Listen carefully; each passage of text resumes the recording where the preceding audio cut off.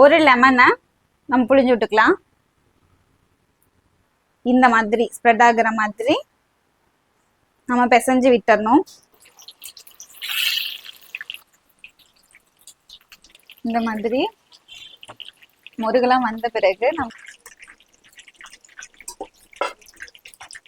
இப்போ நம்ம 1.5 kilo chicken lollipop செய்ய போறோம். நமக்கு கடையில எப்போதும் இந்த மாதிரி தான் நமக்கு கட் பண்ணி கொடுப்பாங்க. இத இப்படி ரிவர்ஸ்ல திருப்பி விடணும். ஒரு பீஸையும் நம்ம திருப்பி திருப்பி திருப்பி விடணும். ரொம்ப டைட்டா அழுத்தி இழுத்து பிடிச்சிங்கன்னா சிக்கன் பிஞ்சுக்கிட்டு வந்துடும். ஓரளவு ப்ரெஸ் பண்ணி இந்த மாதிரி திருப்பி விடணும்.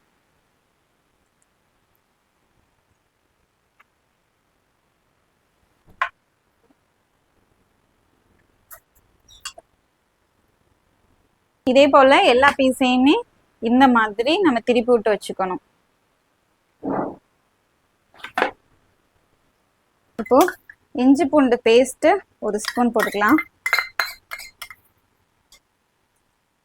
இப்போ இந்த மசாலாவை போட போறேன். இந்த மசாலால என்னென்ன இருக்கு அப்படின்னா அரிசி மாவு, கார்ன்ஃபிளவர் மாவு, மைதா மாவு, கடலை மாவு, அப்புறம் கொஞ்சம் கேசரி பவுடர் கலந்துருக்கேன்.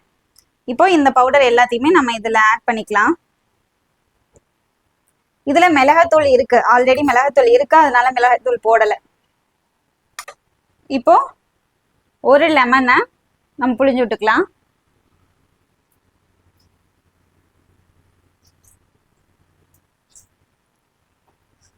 ஒன்றரை கிலோ இருக்கிறதுனால நமக்கு ஒரு லெமனுமே தேவைப்படும்.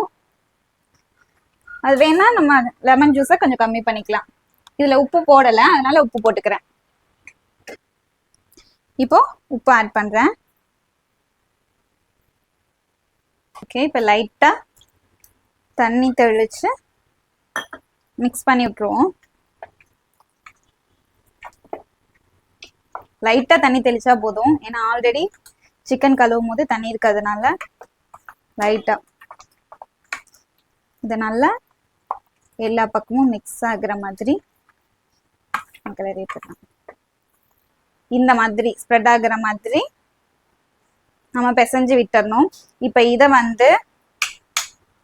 ஒரு 1/2 அன் ஹவர் ஃப்ரிட்ஜில் ஸ்டோர் பண்ணி வைக்கணும். அதுக்கப்புறம் நம்ம எண்ணெயில் போடலாம்.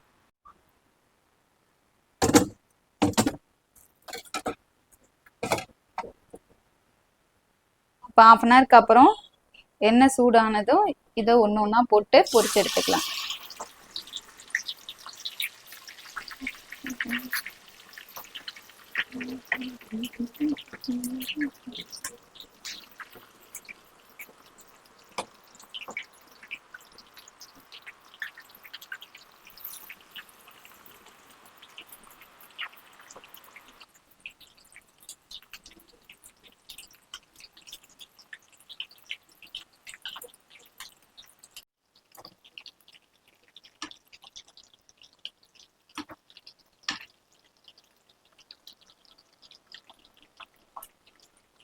இந்த மாதிரி முருகெல்லாம் வந்த பிறகு நமக்கு எவ்வளோ தேவையோ அந்த அளவுக்கு வச்சுட்டு நம்ம எடுத்துடலாம்.